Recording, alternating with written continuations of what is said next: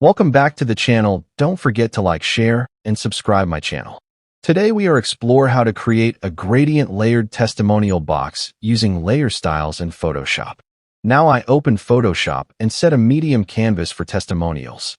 First I draw a rounded rectangle as the testimonial base.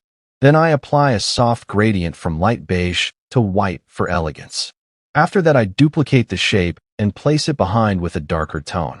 Now I add subtle drop shadows and inner shadows for depth.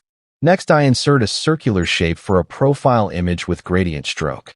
Then I refine highlights so the box feels soft and trustworthy. After this I align all elements cleanly. Finally I zoom out and polish the testimonial box until it feels warm and professional.